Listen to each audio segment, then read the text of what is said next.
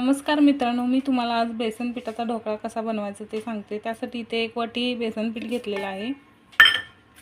त्यात 2 चमचे रवा टाकून घेऊया, 2 चमचे दही,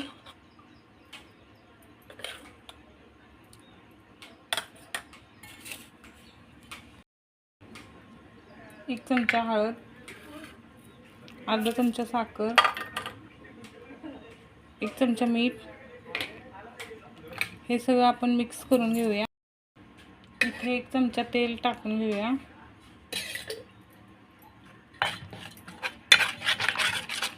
बॅटर असं तयार आहे।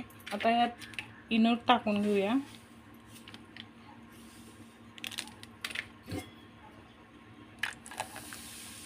हे अशा प्रकारचे बॅटर तयार झालेलं आहे।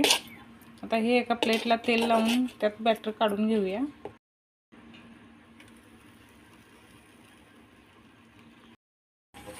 असं एका प्लेटमध्ये काढून घेतलंय। आता हे आपण कढईत पाणी उकळत ठेवलंय। आता हे बॅटर ह्याच्यात ठेवून देऊया। आता हे बॅटर 15 ते 20 मिनिटं चांगलं वाफवून घेऊया। हे आपला ढोकळा तयार आहे। आता यासाठी आपण फोडणी तयार करून घेऊया। इथे मी पातेल्यात फोडणीसाठी तेल टाकलेलं आहे 1 पळी। त्यात आपण जिरे टाकून घेऊया, मोहरी, हिंगपूड,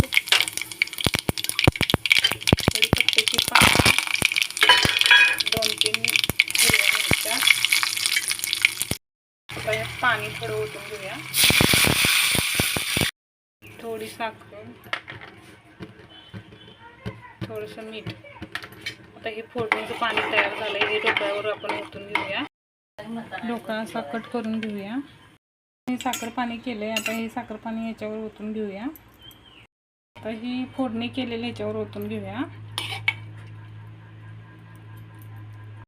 ही फोडणी ओतून घेतलेली आहे।